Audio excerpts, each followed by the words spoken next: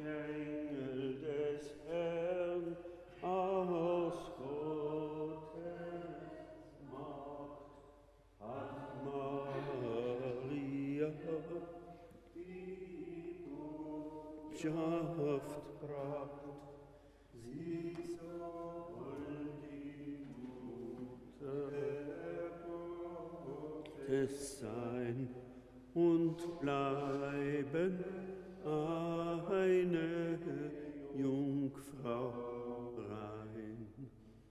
Gegrüßet seist du, Maria, voll der Gnade, der Herr ist mit dir. Du bist gebenedeit unter den Frauen und gebenedeit ist die Frucht deines Leibes, Jesus. Heilige Maria, Mutter Gottes, Sünder, jetzt und in der Stunde unseres Todes. Amen. Maria sprach, ich bin ganz rein und will die Magd des Herrn sein. Dein Bitte, o Herr, o gescheh an mir, mein Herz, o Gott, das schenk ich dir. Gegrüßet seist du, Maria, voll der Gnade, der Herr ist mit dir. Du bist gebenedeit unter den Frauen und gebenedeit ist die Frucht deines Leibes, Jesus.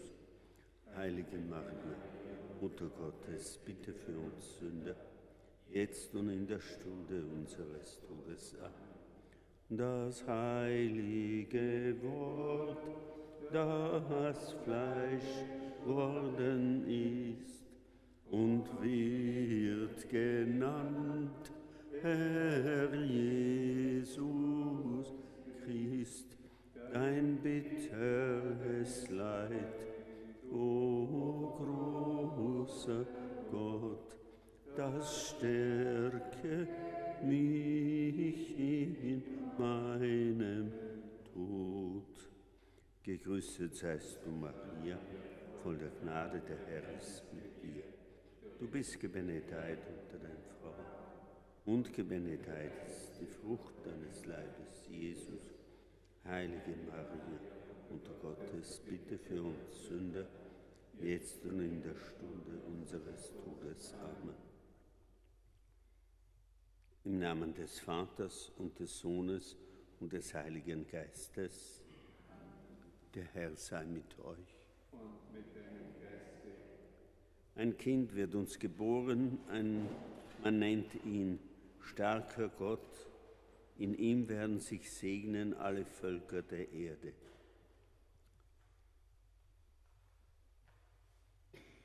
Kyrie eleison. Kyrie eleison. Christe eleison. Christe eleison. Kyrie eleison. Kyrie eleison. Lasst uns beten.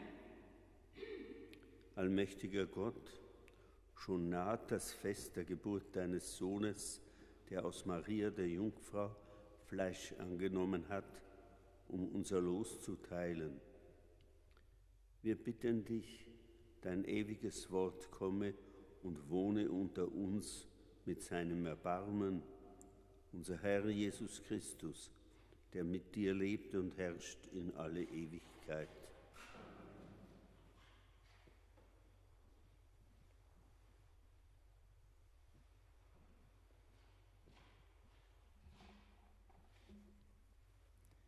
Lesung aus dem Buch Maleachi. So spricht Gott der Herr: Seht, ich sende meinen Boten, er soll den Weg für mich bahnen. Dann kommt plötzlich zu seinem Tempel der Herr, den ihr sucht, und der Bote des Bundes, den ihr herbeiwünscht. Seht, er kommt, spricht der Herr der Heere. Doch wer erträgt den Tag, an dem er kommt? Wer kann bestehen, wenn er erscheint? Denn er ist wie das Feuer im Schmelzofen und wie die Lauge im Waschtrog. Er setzt sich, um das Silber zu schmelzen und zu reinigen. Er reinigt die Söhne Levis, er läutert sie wie Gold und Silber. dann werden sie dem Herrn die richtigen Opfer darbringen. Und dem Herrn wird das Opfer Judas und Jerusalems angenehm sein, wie in den Tagen der Vorzeit, wie in längst vergangenen Jahren. Bevor aber der Tag des Herrn kommt, der große und furchtbare Tag, seht, da sende ich zu euch den Propheten Elia. Er wird das Herz der Väter wieder den Söhnen zuwenden und das Herz der Söhne ihren Vätern, damit ich nicht kommen und das Land dem Untergang weihen muss. Wort des lebendigen Gottes. Dank sei Gott. Macht hoch die Tür, die Tor macht weit. Es kommt der Herr, der Herrlichkeit. Ein König aller Königreich, ein Heiland aller Welt zugleich, der Heil und Leben mit sich bringt, der halben jauchzt, mit Freuden singt. Gelobet sei mein Gott, mein Schöpfer, reich an Rat. Er ist gerecht, ein Helfer wert, Sanftmütigkeit ist sein Gefährt. Sein Königsthron ist Heiligkeit, sein Zepter ist Barmherzigkeit. All unsere Not zum End erbringt, der halben jauchzt, mit Freuden singt. Gelobet sei mein Gott, mein Heiland groß und tat. Halleluja, Halleluja, Halleluja. Halleluja.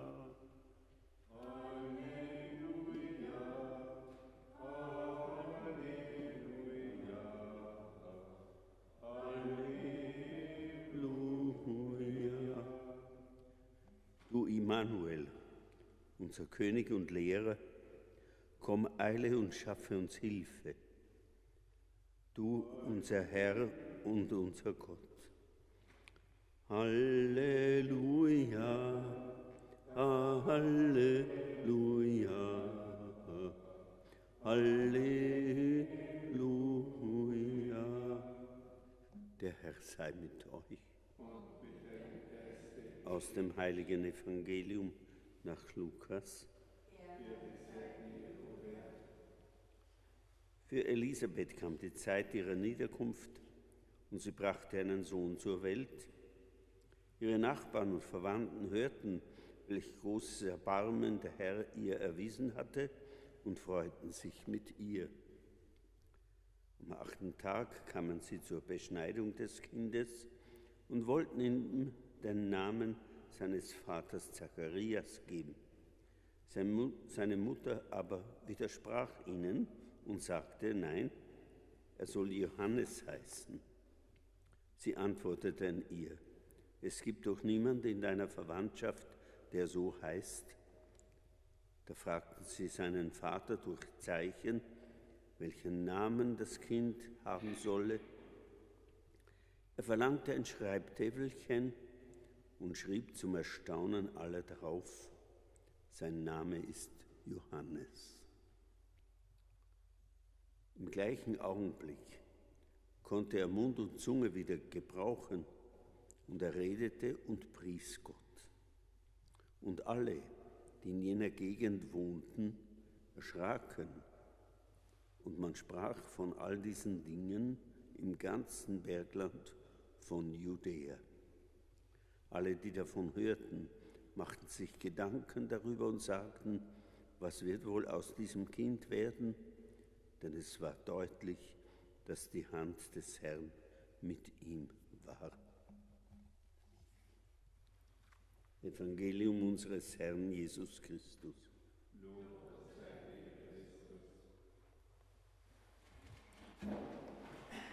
Liebe Schwestern und Brüder, es war deutlich, dass die Hand des Herrn mit ihm war. So haben die Leute im ganzen Bergland von Judäa gesprochen und gedacht über die Geburt Johannes des Täufers. Ja, es war wirklich deutlich, dass die Hand des Herrn mit ihm war. Das ganze Geschehen rundherum, seine Mutter, die unfruchtbar war und eine alte Frau bereits, sein Vater, der eine Erscheinung des Engels hatte, während er im Tempel war und dort Dienst tat, glaubte dem Engel nicht, was ihm der Engel vorausgesagt hat, und wurde gleichsam zur Strafe dafür stumm. Er konnte nicht mehr reden. Als der Gottesdienst zu Ende war, merkten die Leute, dass da irgendwas passiert sein musste während des Gottesdienstes, weil er nur mit Handzeichen sich verständigen konnte, aber nicht reden. Aber dann konnte er wieder reden, und zwar in dem Augenblick, wo das Kind, es war eben Johannes der Täufer, geboren war und es den Namen bekommen sollte. Der Name Johannes, der hat ihm den Mund wieder geöffnet. Und das ist auch ein Zeichen. Johannes war ja jene Stimme in der Wüste, die angekündigt hat, dass der Erlöser kommen wird. Johannes am Jordan taufte er die Leute, die vorbeikamen, und hielt sie an, ihr Leben zu ändern, Abstand zu nehmen von jeder Sünde.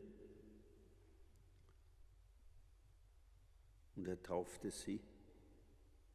Das war nicht die Taufe, die wir bekommen haben und die dann durch Jesus Christus zu einem Sakrament geworden ist, sondern das war einfach ein Ritus der Reinigung, ein Zeichen, dass die Leute rein werden möchten von ihrer Sünde.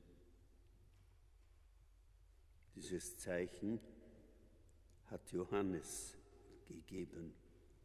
Er, die Stimme, die in der Wüste rief, bekehrt euch und glaubt an den, der nach mir kommt.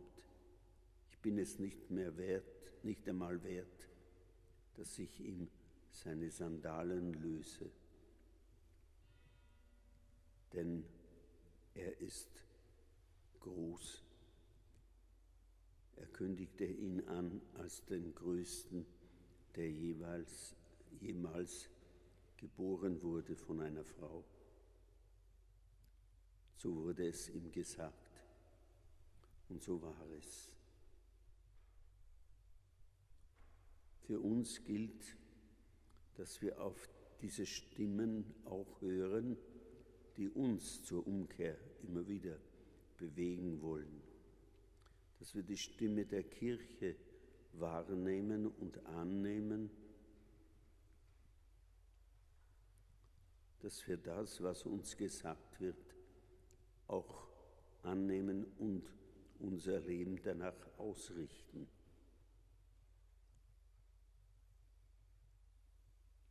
Die Stimme ruft weiterhin, die Stimme des Johannes.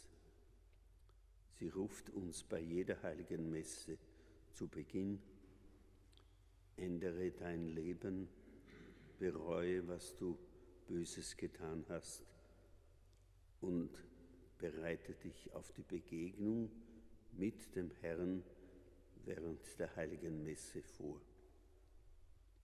Das, was Johannes getan hat in der Wüste und am Jordan, das wird auch an uns vollzogen, wenn wir nur hören auf die Stimme der Kirche.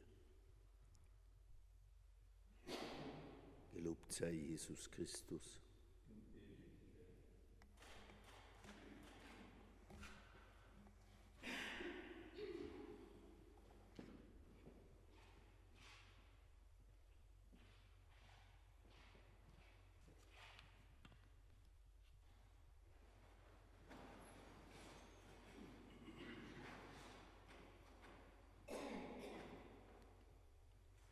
Wir wollen uns an den Herrn wenden mit unseren Bitten. Wir beten für alle Menschen, die sich auf das Weihnachtsfest vorbereiten und sich auf die Ankunft des Erlösers freuen. Komm, du Licht der Völker. Wir bitten dich, erhöre uns. Wir beten für die Menschen, die Angst vor den kommenden Tagen haben, die krank sind oder unter ihrer Einsamkeit leiden. Komm, du Licht der Völker. Wir bitten dich, erhöre uns. Wir beten für die Menschen, die sich zerstritten haben und sich auch in diesen weihnachtlichen Tagen nicht versöhnen können. Komm, du Licht der Völker. Wir bitten dich, erhöre uns. Wir beten für die Menschen, die als Flüchtlinge in unserem Land leben und den weihnachtlichen Bräuchen fremd gegenüberstehen. Komm, du Licht der Völker. Wir bitten dich, erhöre uns. Wir beten für die Menschen, denen Weihnachten nichts mehr bedeutet, die nicht glauben können oder nicht glauben wollen. Komm, du Licht der Völker. Wir bitten dich, erhöre uns. Messintention Familie Erich Wiesinger für verstorbene Tante Tini, Onkel Florian und Onkel Stefan. Komm, du Licht der Völker. Wir bitten dich, erhöre uns. Denn du bist uns verheißen als der Spender allen Lebens. Durch dich preisen wir den Vater in der Einheit des Heiligen Geistes in Ewigkeit. Amen.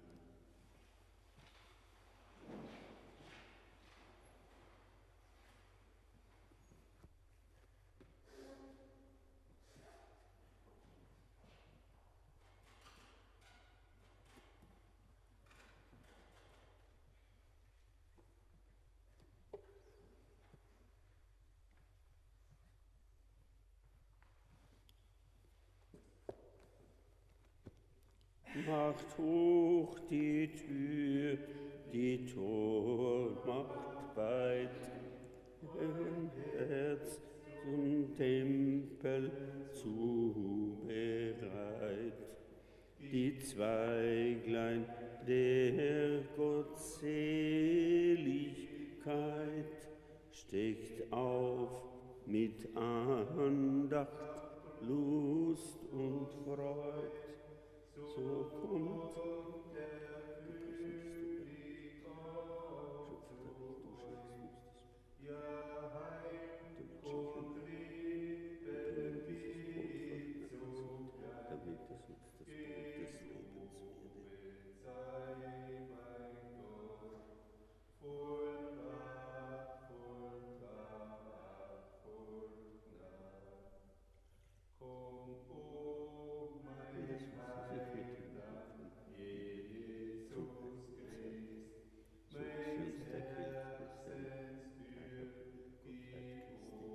der unsere menschliche Natur angenommen hat. Gepriesen bist du, Herr, unser Gott, Schöpfer der Welt. Du schenkst uns dein Heil, die Frucht des Werkstocks in den Menschen. Wir bringen diesen Kelch vor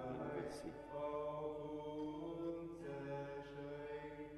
Herr, verfüg zu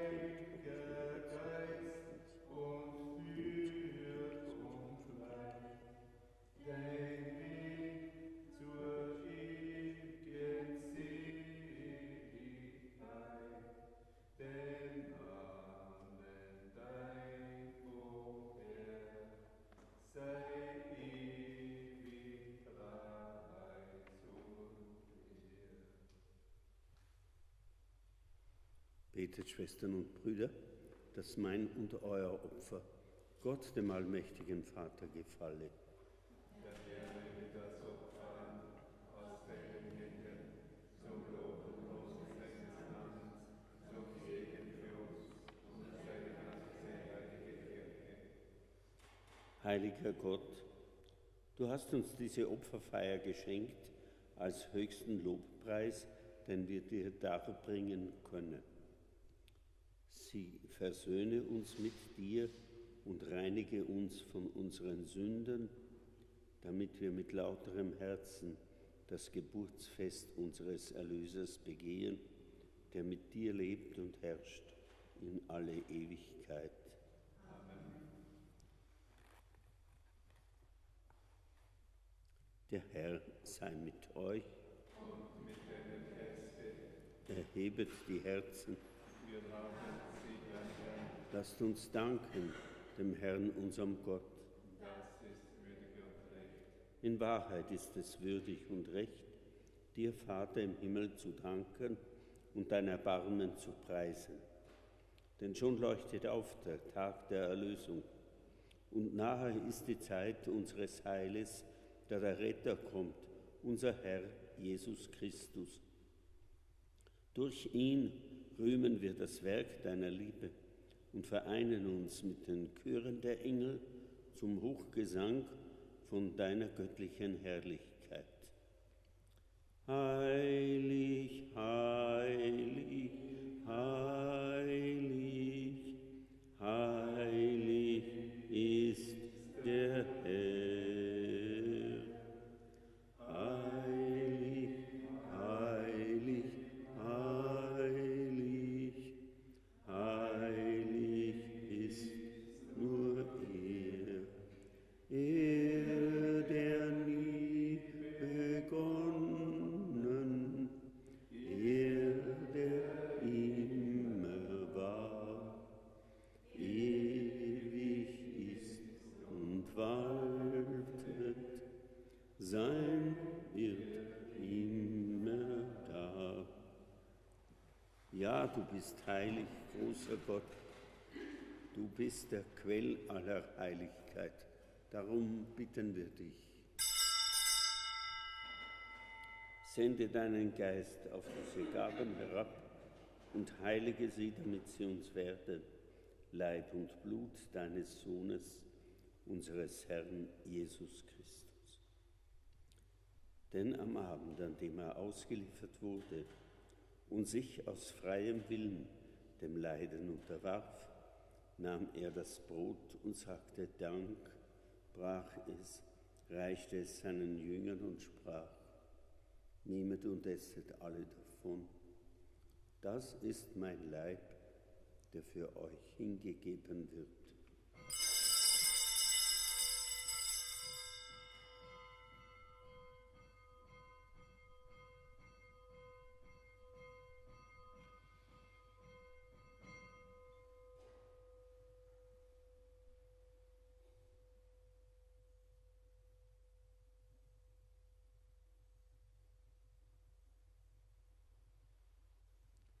Ebenso nahm er nach dem Mahl den Kelch, dankte wiederum, reichte ihn seinen Jüngern und sprach: Nehmet und trinket alle daraus. Das ist der Kelch des neuen und ewigen Bundes, mein Blut, das für euch und für alle vergossen wird zur Vergebung der Sünden. Tut dies zu meinem Gedächtnis.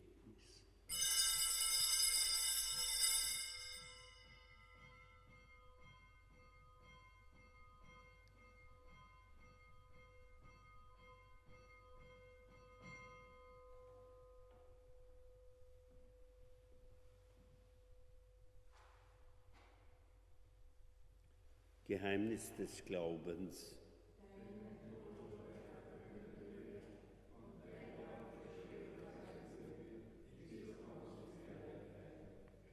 Darum, gütiger Vater, feiern wir das Gedächtnis des Todes und der Auferstehung deines Sohnes und bringen dir so das Brot des Lebens und den Kelch des Heiles dar. Wir danken dir, dass du uns berufen hast, vor dir zu stehen und dir zu dienen. Wir bitten dich, schenke uns Anteil an Christi Leib und Blut und lass uns eins werden durch den Heiligen Geist. Gedenke deiner Kirche auf der ganzen Erde und vollende dein Volk in der Liebe, vereint mit unserem Papst Franziskus, unserem Bischof Manfred und allen Bischöfen, unseren Priestern und Diakonen und mit allen, die zum Dienst in der Kirche bestellt sind. Gedenke unserer Brüder und Schwestern, die entschlafen sind in der Hoffnung, dass sie auferstehen. Nimm sie und alle, die in deiner Gnade aus dieser Welt geschieden sind, in dein Reich auf, wo sie dich schauen von Angesicht zu Angesicht. Vater, erbarme dich über uns alle, damit uns das ewige Leben zuteil wird, in der Gemeinschaft mit der seligen Jungfrau und Gottesmutter Maria, mit dem seligen Josef, ihrem Bräutigam, mit deinen Aposteln und mit allen, die bei dir Gnade gefunden haben, von Anbeginn der Welt, dass wir dich loben und preisen durch deinen Sohn Jesus Christus. Durch ihn und mit ihm und in ihm ist dir, Gott, allmächtiger Vater, in der Einheit des Heiligen Geistes, alle Herrlichkeit und Ehre, jetzt und in Ewigkeit.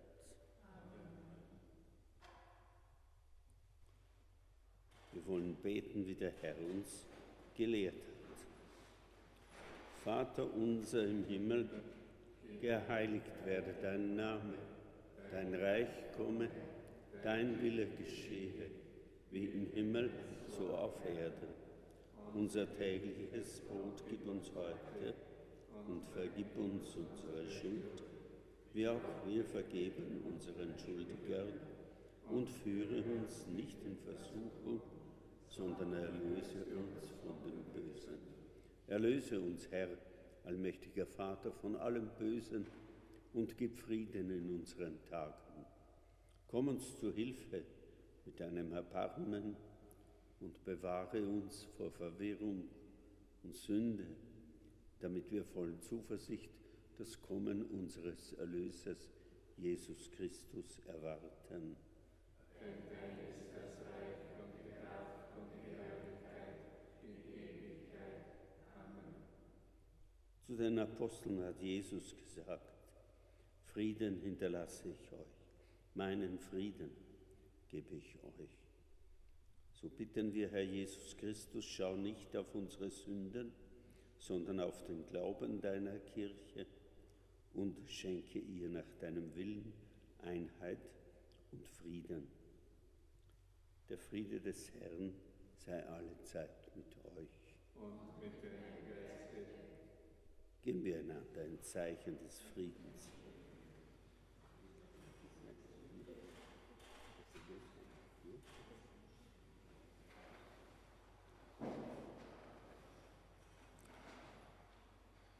Lamm Gottes, du nimmst hinweg die Sünde der Welt, erbarme dich unser.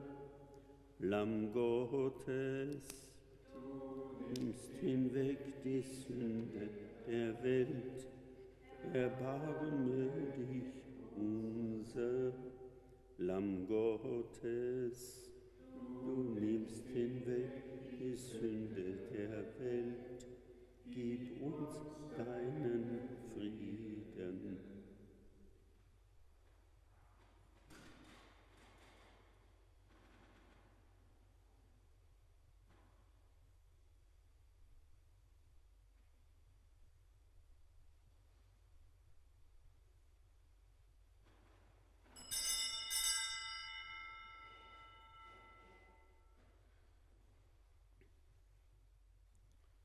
Seht das Lamm Gottes, das hinwegnimmt die Sünde der Welt.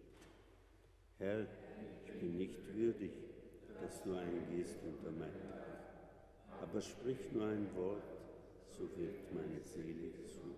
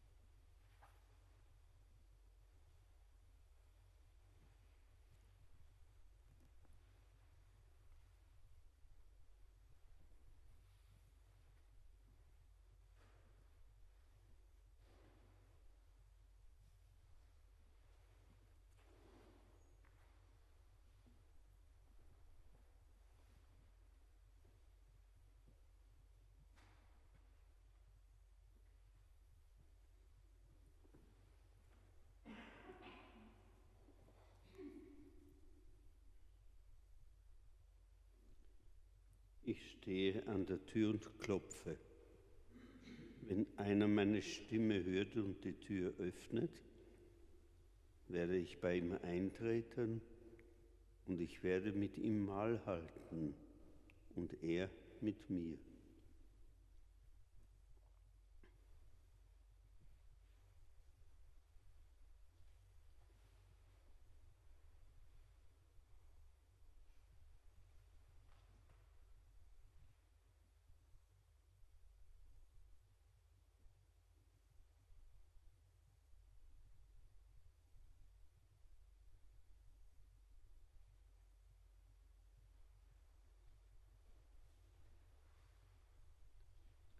Sankt Josef geht von Tür zu Tür, bringt überall sein Bitten für. Maria ist so müd und bang, geht herberg uns, der Weg war lang. O Bethlehem, erhöre das Flehen, lass deine Herren nicht draußen stehen. Doch überall das harte Wort, hier ist dein Platz, drum geht nur fort. Maria sinnet kummervoll, wohin das Kind sie bitten soll. O Bethlehem, wie hart bist du, du schlägst die Tür dem Christkind zu. Und herbergst du nun jedes Jahr fürs Jesu Kind das heilige Paar. Schau an das Kind so arm und klein, es möchte bei dir geborgen sein. Bedenk, o Mensch, welch Kind es ist, dein Gott und Heiland, Jesus Christ.